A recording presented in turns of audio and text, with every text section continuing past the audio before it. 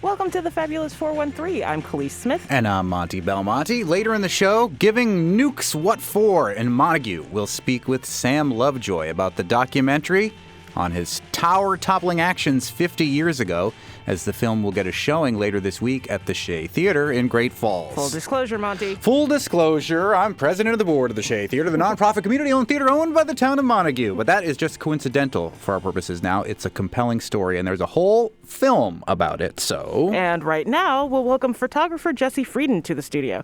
Jesse Freidin is a queer-identified photographer, author, and educator. He was America's leading fine art dog photographer for the past 15 years, and now focuses his attention on elevating the experience of the transgender and gender non-conforming community through portraiture and interviews. His photography is part of over 150 private collections and has been exhibited in galleries nationally.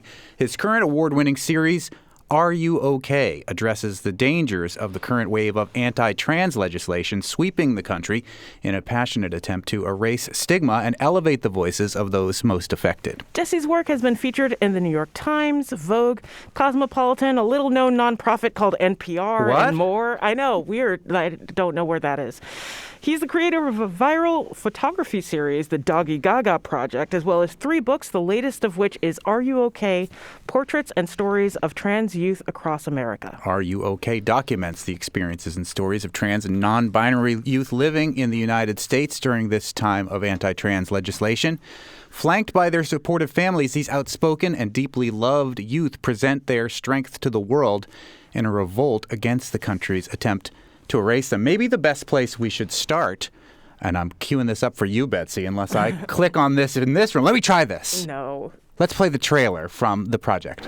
What do you want to say to other trans people? We have always been here and we will always be here. When you don't have substantive policy, you need a culture war. They picked one of the most historically and contemporarily vulnerable and hurt sections of the population to target because we're the easiest to kick down. Our children deserve everything that every other child deserves in this world, and that's safety and love and acceptance and kindness and respect. This project is amazing. Thank you so much for joining us, Jesse. Yeah, so happy to be here. Thanks for having me. You were just in Northampton taking, I assume, some of the last rounds of these photos. What ended up coming out to the fore in this last round of photos that you took with people? Yeah, so this last session in Northampton was really the end of 3 years of driving around the country, photographing about 150 trans and non-binary youth with supportive families. It was really wonderful to get a small grant from the Northampton Arts Council to support that session. And to be honest, it was one of my favorite sessions. It was a beautiful, perfect day. The light was beautiful, and the kids that showed up were honest and present. And the themes that showed up at this Northampton session were the same themes that I've heard across the country, which are trans kids, whether they're 13 or 24, even in states like Massachusetts, know that they are at risk. They know that they have family that supports them unconditionally. Their parents know that they need to be active allies, and they're showing up to participate in this archive in order to spread a message of hope and strength. And that started 3 years ago, and it was present at that last session. Very cool. Jesse Freidin, what's amazing about this project, as you mentioned, is that you go around the country talking to these trans youth and the families that surround them and love them. And you're 413 based, and the 413 has a reputation. Is it fully deserved all the time? Not necessarily, but being an open and affirming community a lot of the time. But you're going through the heartland, the Midwest, whatever, all sorts of different places. And yet the stories are the same. Are the fears the same? Were the fears of the kids of Northampton the same as the fears of the kids in, say, Missouri or other places that you went and spoke and interviewed these families? Yeah, I think that's a really excellent differentiation. When I have photographed in states like Massachusetts or New York or, Illinois, places that have larger cities that seem safer, I think that the fears are a little bit less immediate, although it depends on the background of the kid and family. What kind of other layers of marginalization do they face? Because that is going to make their fear more elevated. But I will say, we are in a safer state in Massachusetts, but it does not matter because kids have their eyes open. Are the kids in Texas and Florida more at risk? 100%, yes. But I think that's one of the beautiful things about this project in general. There's a good cross-section of people, not just across the gender spectrum, but across ethnic spectrum as well. So one of the things that this gets to look at is the intersectionality of those identities and how it affects them and their where they are in the world, not just as transgender people, but as Black people, as API people. Did you see those fears? How did you see those fears overlapping in your sessions? Well, I that's something I really worked on. I like to say imperfectly. When I started this project as a white, Jewish, binary, gendered person of trans experience, I had to create a lot of trust with everyone I worked with, but I had to be very clear that I wanted to tell stories that weren't being told, including I didn't want to only photograph upper middle class white trans kids. Those stories are incredibly important, but there are other stories to be told. And so, the audio you played at the top of this interview was from a kid in Miami that is not white, and had some very different concerns and, other more privileged different kids. So I worked really hard, again, imperfectly, but to make sure that I was creating an intersectional lens, an intersectional archive of these experiences. And when you go on the website, when you see this exhibited, you can hear the different concerns and fears and level of dangers that show up when people have different identities. We're speaking with Jesse Freidin, a Northampton-based, right, photographer? Yes, sir. And storyteller. The new project is Are You OK? Portraits and Stories of Trans Youth Across America. And you were making a name for yourself as a fine art photographer, mostly of people and their dogs, which I still think hopefully we'll have a couple minutes to talk about after because it sounds amazing and fun and beautiful and wonderful. But you have also turned not only your dog photography, but your photography writ large into activism. Was there a moment where that changed, or is this something that's been a subtext throughout the entirety of your work where you wanted to put yourself and others' stories out there to enact change? Yeah, after 15 years of focusing on documenting the connection between people and their dogs, which I also did all over the country, I was ready to do personal work, and I needed something extreme to kick me into action, and that was the insurrection, that was the Trump presidency, that was seeing the beginning of these anti-trans laws start, a couple of years ago. But I was ready to stop photographing dogs. I had said everything I wanted to say about that. As a person of trans experience, as a Jew, as someone who understands annihilation, I was angry. And at the beginning of the pandemic, the lease for my studio was up. And the universe was saying, just jump in and make this project. And it just came together really quickly. Very cool. Let's take a quick break and we'll talk with you more about this project because it's really fascinating and it's really, really beautiful. So coming up in just a few, we'll have more with photographer Jesse Freidin. You're listening to The Fabulous 413 on 88.5 NEPM.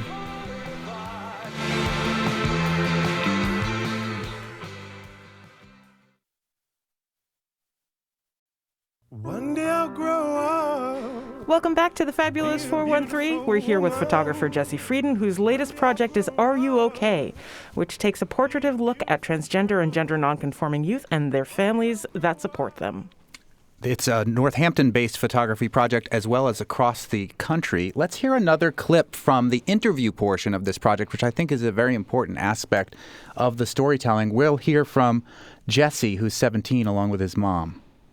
Looking back, I can understand how some parents may be hesitant for their kids to be educated. I know that she still feels the same way today. It would have been helpful for her to be exposed to different genders so that she could feel more connected. She's been a little girl ever since I can remember, but it was not as open as it is today. I think the laws are sort of just making me a little scared for the future. It's already hard enough, but it's about to become harder. I want parents to be more informed one way or the other so they can make decisions to help their children. That's what I've seen, like she's so happy. But this is the best life that we can give her.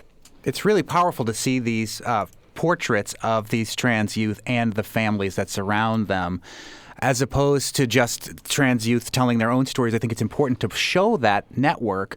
You are a photographer, Jesse. What made you decide you wanted to put the audio and sometimes visual version of this as part of the project? Yeah, I actually, when I first started this project, I did not think that I was going to use the audio. I'm not an audio engineer. I did a scrappy job with the audio, but I wanted to just simply record the interviews, which I've done for the 2 other books that I have made, and then transcribe them and turn them into stories. But I realized that hearing the kids' and parents' voices is such a powerful tool in creating a 3-dimensional portrait of this community under attack. Hearing their young voices, hearing the passion and concern in their parents' voices, and pairing those 2 things, I think creates a really multi-dimensional interactive exhibit, website, et cetera, experience. Especially in light of some of your other projects and thinking of When Dogs Heal, like the idea of this doesn't seem as much of a shift to me. This seems like an evolution of portraiture of chosen family, because sometimes your family has to choose you actively, and that is a bit of what you're showing. And I think in no larger point does that come across than in the portrait of Noelle, who's not in the picture. Can we talk about that one specifically? Because I thought that picture in particular was extremely telling and important. Yeah, that's the portrait of the empty chair. When I share that in speaking engagements and exhibits, that's what really stops the room. I've actually just printed that. It will be part of this upcoming exhibit that opens March 1st at the Vermont Center of Photography in Brattleboro. That I knew that at some point in this 3-year project that I would have an empty chair.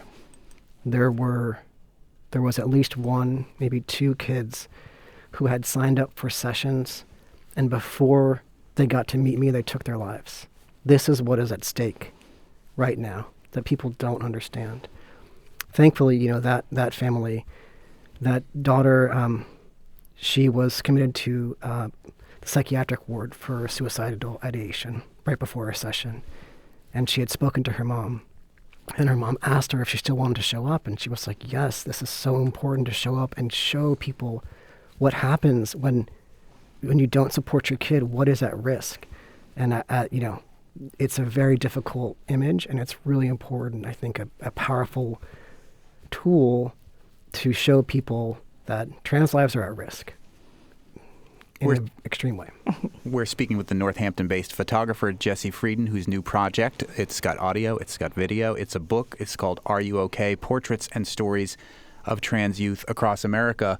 You also focus on trans youth of different ages, and I think there's been a lot of chatter in the public discourse about how young is too young to be talking to your kids about these sort of issues, how young is too young to be talking to a kid who identifies as trans about what that might mean for them specifically. And I think your project does a great job of highlighting kids of all ages. I want to play another clip now from the project with 8-year-old Ella and their mom. So when I was younger and I first trans, my grandma didn't comprehend it, the way that it was meant. I would do my nails, and she would say, boys don't do their nails. She just had to learn. And so Mommy and Daddy, do you remember what Mommy and Daddy did? We sat down and we had a big long talk with her and just explained everything and told her that she doesn't get to say things like that to you because you're a child. We just need to be supportive of you and see where your life leads you, because we only get one life. And by golly, we're going to be happy no matter what. I'm imagining that it hasn't been easy for all the parents that you spoke to as part of this project to accept their children in the way that they are, at least right away. I'm also imagining that people have read this book or seen this project that may be in that similar situation themselves. What is the feedback you hear, Jesse, when they're hearing other people's stories of acceptance in an attempt to understand their own children better? I'm not a parent, and I can't speak from a parent's point of view, but I have been where these children have been. And I did not have the privilege of being supported as a young child. I know what happens when trans kids aren't supported. I've lost friends. Every one of these trans kids, is experiencing such psychic distress. For me, the only thing that I can say is that this project is about what happens when you support a trans kid. And that means that trans kid has a slightly better chance of surviving and living a full life. And that's the only sort of parental discussion that I can speak to. Well, I could give you I am a parent. I have 3 kids, and I'm, a straight cis white dude from the Boston area. And, when my kids very young they were clearly queer, especially my oldest. It was the stories of others that made it, it made it okay. Hearing these stories makes it okay. Seeing that it's okay to accept your kid the way they are, even if you grew up in a setting that, like the grandmother that Ella describes there, where it says it's not okay for you to paint your fingernails. When these stories go out there and you realize it's okay, it really does have a major impact as a parent. So even if you're not getting the feedback, I will tell you as a parent, I'm sure there are people that are going to come across this project as parents, and it will make them at least pause and understand that we do only have this one life, and we want people to be happy. And who wouldn't want their child to be happy in the best of circumstances? Right. That is, Monty, the feedback that I get. It's a hard question to answer sometimes, but I have countless parents that either I photographed, people that have met me at exhibits or speaking engagements who say, thank you for telling my story, because my kid doesn't want to be public, because I want to show my grandparents why I'm loving my kid, because my teachers need to know why we're loving our kid. Storytelling is an incredibly powerful tool, and that's why I use it. So, do you get people who aren't necessarily parents but maybe have other transgender youth in their life coming to your shows and reacting in similar ways?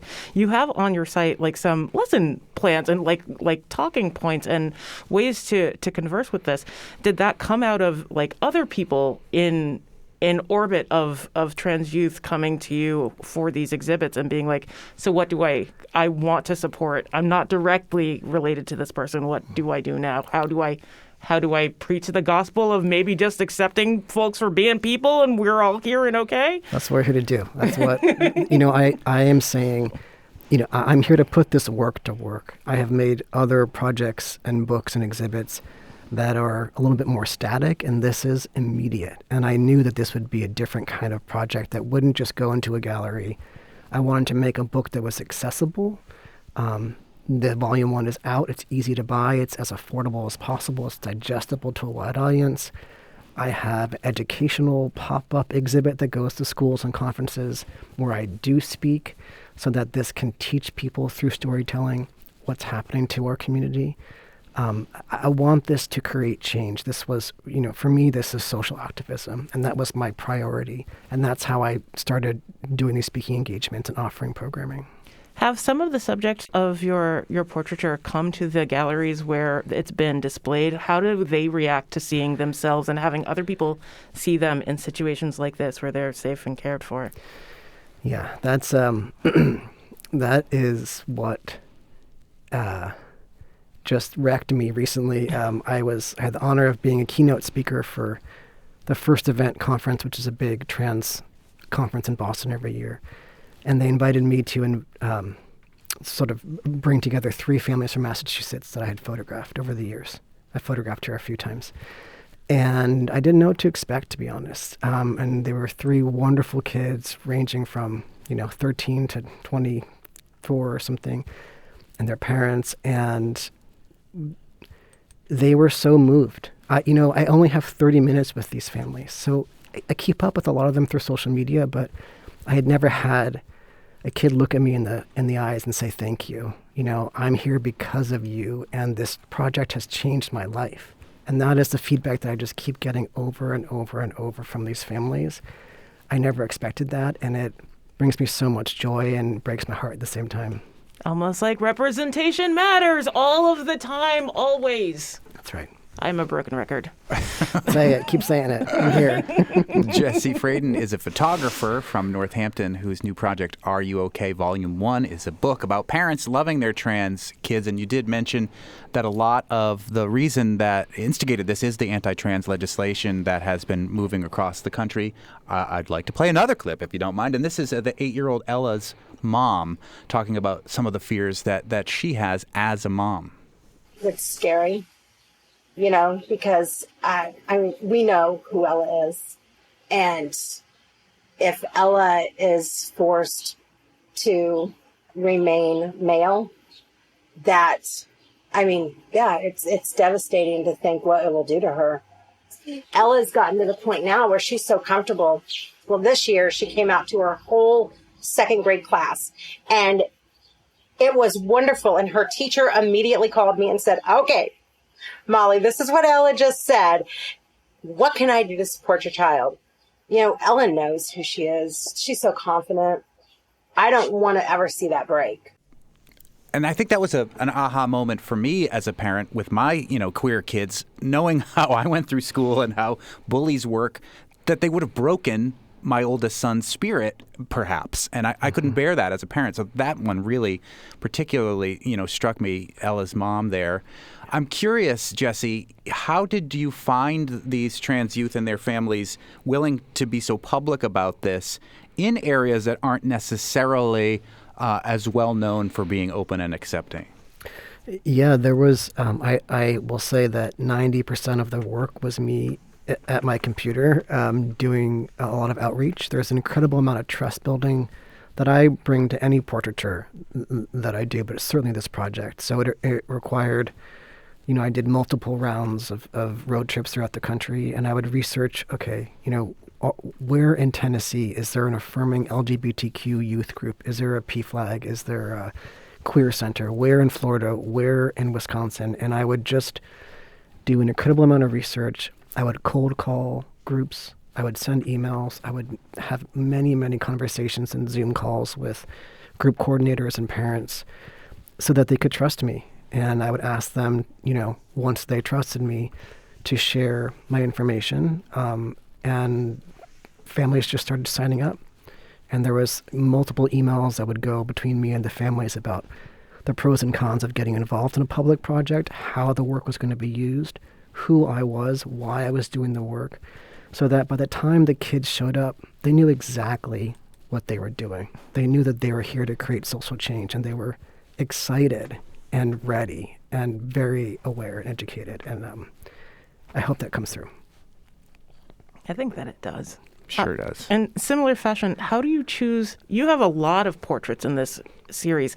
How do you choose what goes to which particular gallery? Like, what is different from what's showing in Vermont for this particular show, as opposed to what you brought to Boston or what you've brought to Colorado? Like, what changes, and how do you shape that for the locale that you're going to?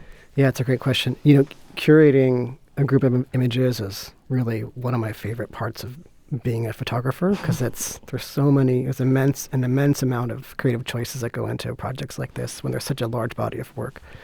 But it really depends on the gallery. So for instance, right now, the pop-up exhibit, which is a very out-of-the-box, non-traditional, interactive educational exhibit, is at the ART at Harvard, and that is meant to be accessible to kids and also adults. And so I make it a little bit more almost bite-sized. The traditional gallery exhibit, which as a photographer is what brings me the most joy, that's what's going to the VCP in Brattleboro, and there's a lot of pieces there. I include QR codes. Instead of having the text next to each portrait, I have a QR code so people can bring their phones and bring their headphones and hear these 2-minute audio clips. So it's really interactive, and I want to bring the viewer through an emotional roller coaster and fill them with hope and also educate them.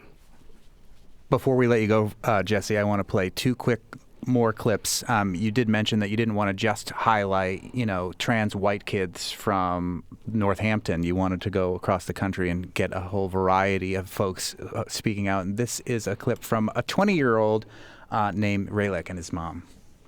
People meet me, they don't see me as a trans guy, so I don't tell them I'm trans unless it's like on a need-to-know basis. Like, you don't need to know that. You ask me who I am, I'm a man, I'm a black man, that's all you need to know. When it comes to stuff like this, people should just mind their business.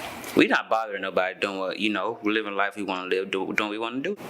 I also feel a greater responsibility. So for us to be able to advocate on behalf of the community that Raleigh represents racially and through his experience living as a transgender man, there's definitely an element of protectiveness that comes out that I don't think we felt before. Raleigh also left us with a tiny bit of wisdom that I think we could all take to heart here for our final little clip. Be you, because whether you die today or 20 years from now, whenever you go, you want to know that you was happy when you was here. And that's really the takeaway from this whole project, in my opinion. It's beautiful. Portraits and stories of trans youth across America with Northampton-based photographer and documentarian, whether you want to admit it or not. I think you must be now with all the audio and video and putting that out there. I mean, all of your projects are documentary in nature. This one is a little more has a little extra life because of all the things happening now, and because they're so young, they have so much life ahead of them. Mm-hmm. When does that Brattleboro exhibit open? It opens March 1st is the opening event. It's a First Friday event, and there will be an artist talk on the 28th. Okay, technically outside the 413's purview, but we'll allow it because you are from Northampton. This is a wonderful and important project, and you can check out all of where to get the book and to support the project and see the photographs and hear the interviews by going to ruokportraits.com. Jesse Freidin from Northampton, thank you so much for joining us. Yeah, it's an honor. Thank you so much. It's our honor. Yes, for sure. Up next, the 50th anniversary of One Town. One man's effort to curtail nuclear power plants in Franklin County. We'll check in with Sam Lovejoy and hear about the showing of the documentary Lovejoy's Nuclear War, which is based on that feat of man and gravity. You're listening to the Fabulous 413 on 88.5 NEPM.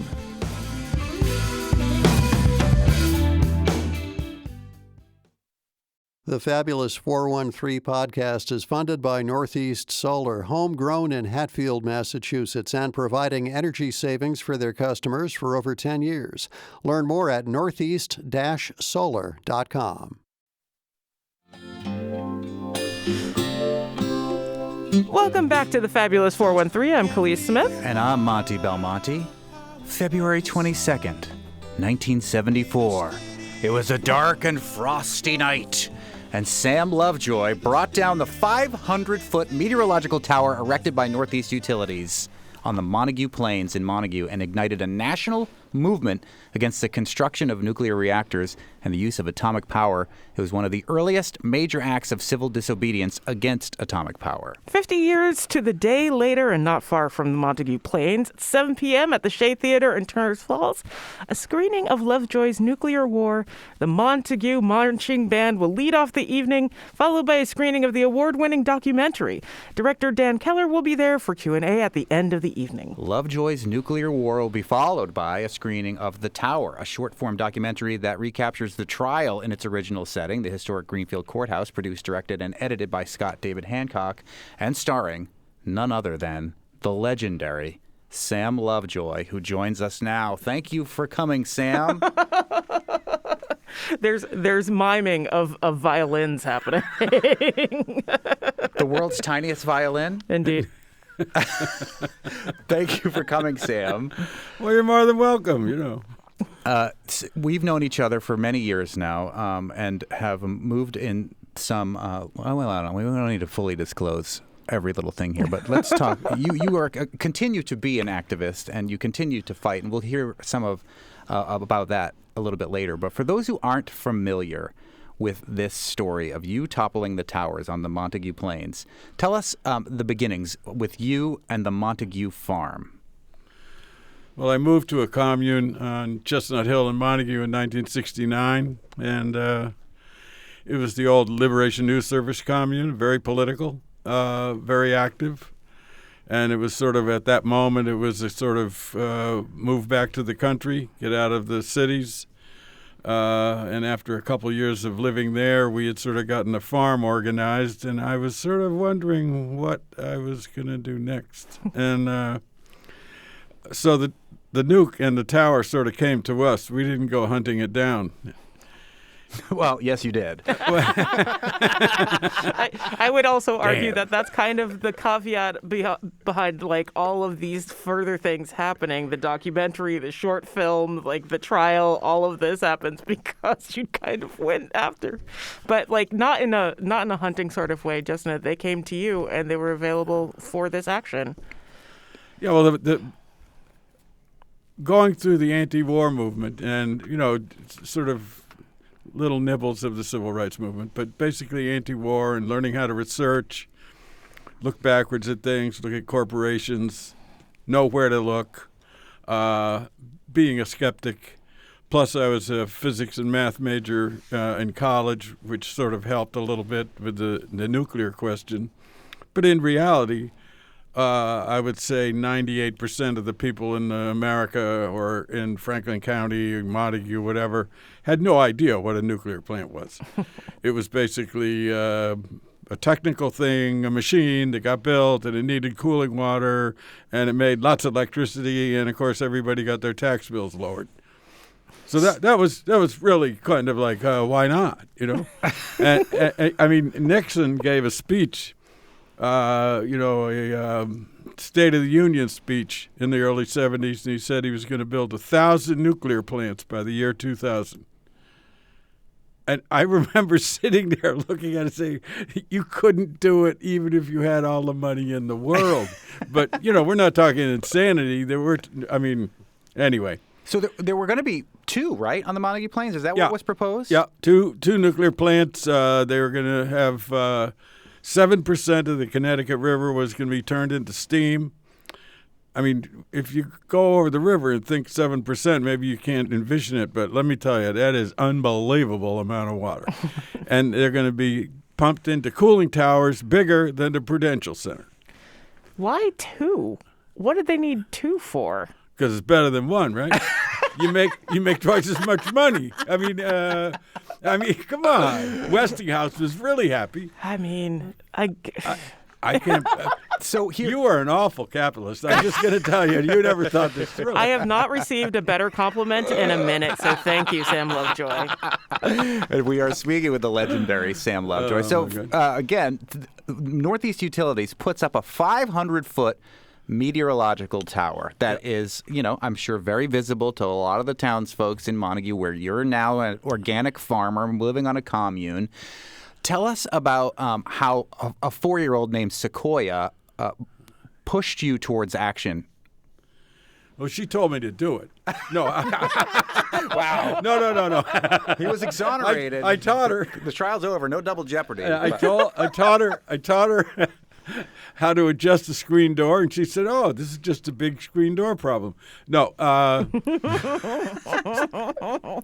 was sort of in love with Sequoia. I couldn't resist, and she was a 4-year-old little girl living at the farm. And when you come to think of it, we're sort of adults. I'd gotten out of college. We can sort of control our own lives, I guess, to some extent. But little kids have no control.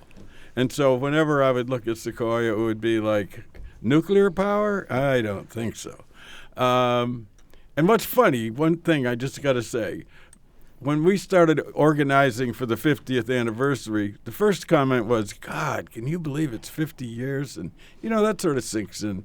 But the next comment people would make to me was, I am amazed they were going to put a nuclear plant in this valley. Yeah. And I would never have moved to the valley. This valley would have been destroyed. It would have been ugly. This is unbelievable. It was like everybody agrees this was insanity.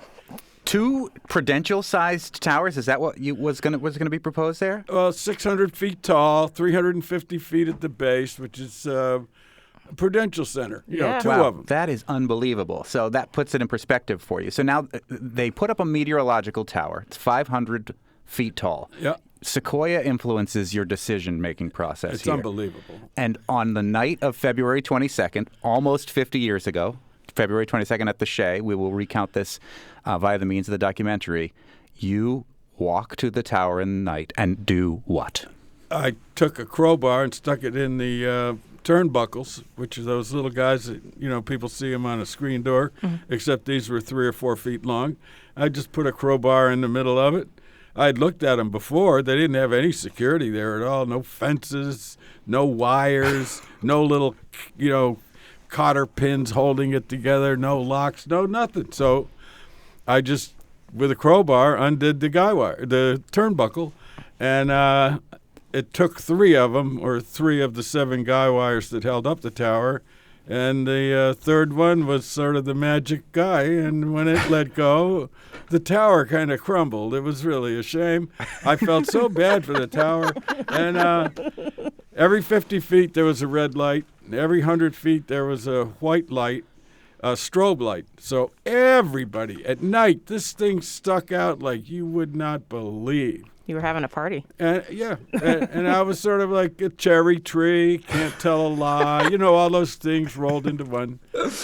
And so then it fell down, and I walked along the power lines, which run across the Montague Plains out to the road.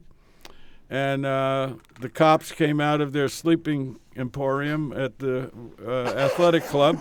They literally they pulled up next to me and said, "Hi, what's your name?" I said, "Sam Lovejoy." And I said, "Where are you going?" I said, "The police station." He said, "Oh, well, we're going down there. Just jump in the back." There was no question, no nothing, right? So they drive me to the police station, and for people who have never been in a cruiser, you can't get out of the back seat because there's no handles. Right. So most people don't know that. Anyway, so the poor passenger cop was quite asleep. So the driver punches him and, wakes him up, and the guy gets out and opens the door for me. I felt like I was on a date. I was like, what is this? And he lets me out, and then I go in the police station, and the desk sergeant was sitting there, and he looked at me and said, "Sam, what's up?" And I said, "Well, I was just out for a walk, and I didn't see the tower." That was my euphemism. I didn't say the lights were out. I said, "I just didn't see the tower." So he says, "Oh, dear." He says, "They're going to have to call the cruiser. And, hey, I got to report the lights are out on the on the tower." No, we were just there. So I said, "No, I don't think so," giving him the no. And he said, "Well, why don't you go check?"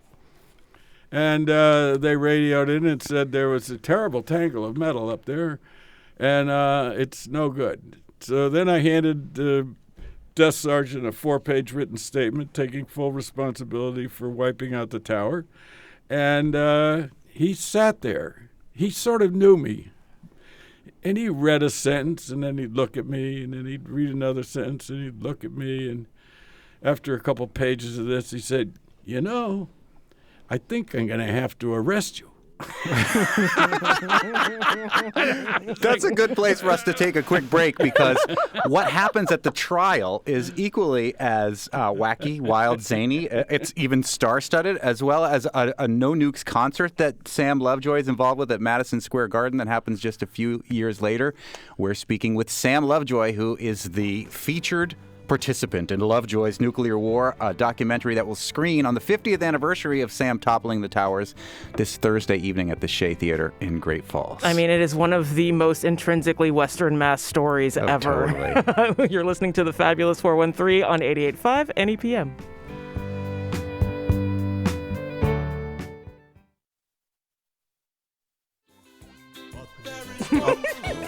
Welcome back to the Fabulous 413. I'm Monty Belmonte. And I'm Khalees Smith. We're here with Sam Lovejoy, who is a legendary anti-nuclear activist in the 413. 50 years ago, 50 years and 2 days from now, he toppled a 500-foot meteorological tower on the Montague Plains, which essentially stopped 2 large-scale nuclear power plants from coming there. He turned himself into the police immediately thereafter. But your plea and your trial, Sam, despite the manifesto, was what? I was not guilty. Absolutely not guilty, I believe, is the quote. I'm sorry, yes. It was absolutely not guilty. I wanted to be very, very clear. I did knock over the tower. I admitted that to the jury, and I said it's not a crime. And then there was 8 or 9 days of trial talking about civil disobedience and all the problems of nuclear power. And I had Howard Zinn there, Professor Howard Zinn, a wonderful guy from BU, Boston, who talked about the history of civil disobedience. Well, let me stop you right there because I've got a clip from the movie of Howard Zinn talking about you and civil disobedience as part of this documentary, Lovejoy's Nuclear War. These governmental institutions have not been very adequate to protect people, and from time to time, when grievances became too deep, groups of people had to go outside the machinery of government, had to break the law, had to commit civil disobedience in order to dramatize something that was happening. This was done by the labor movement. It was done by black people at various points in our history, and before the Civil War and the Underground Railroad, in recent years in the Civil Rights Movement. It's been done by women in protesting against inequality. And it seemed to me that after the most recent acts of civil disobedience, that is against the Vietnam War, maybe the time is right now for people to look closer to home at the dangers to our lives posed by corporate control of our lives. That is Howard Zinn, who testified on behalf of Sam Lovejoy in this trial. You also had Dr. John Goffman, who was a member of the Manhattan Project. But we have a listener named Leslie Kellogg who says, can you ask Sam about Elizabeth and Stanley Bell? They testified on his behalf at the trial. So they lived in Gill, and Stanley Bell was a constable, a sort of junior deputy sheriff. And I'd actually met Stanley because he came to the farm a year or two before to arrest me for not paying a registry tax or something. So we pulled together all the money in nickels and dimes and dollars, and we gave it to him. And he was totally a sweet guy. And both he and Betty Bell, they were in their 80s at the time, were both opponents of the Montague nuclear plant. And it was just fun to have a broad section, cross-section of the community, old people, young people, every kind of, employment. You wouldn't believe the number of people who were against the plant. And the people who owned property and wanted a tax break, and the selectmen and, people that don't have a lot of brains at the moment, got heavily involved with promoting the nuclear plant. But 50% of the valley, by November of '74, we did a petition on the state Senate ballot, and 47.5% of the people that voted, this is in less than a year of education, voted against the nuke. And 2 years later, the results were like 60 or 70%. I mean, it was ridiculous. And then there's the concert. Yeah. In 1979. Tell us about the No Nukes concert and your involvement in Madison Square Garden. And you actually brought me a poster from the concert, which is I have in the studio with us. Tell us about this concert and that continuing education about nuclear power. Well, for people that were familiar with movement projects in general, the anti-war movement tried to raise money through concerts, among other things, and I just had this idea that I should try to see if it was possible to put together a concert. And I met a guy named Tom Campbell who did concert production in California, and he was friends of Jackson Browne and Bonnie Raitt. And sort of working with Tom, I ended up meeting Jackson and Bonnie and Tom, John Hall from Orleans, and the Doobie Brothers were environmentally conscious, etc. And it just grew from one concert in Madison Square Garden to 2 to 4 and then to 5. And we persuaded Bruce Springsteen to do the first sort of benefit concert that involved with an issue. And, I had to meet with his producer and explain to him why we were anti-nuke. And after a while and a few shots of gin, we had a wonderful he agreed to sign up, and we had an incredible lineup. And we gave away well over $1 million. I learned a lot about how crazy that life is. Yeah. And then we did the record, and we did a movie. And I learned how that game got played because the concert was in September of '79. The film was finished in July of 1980.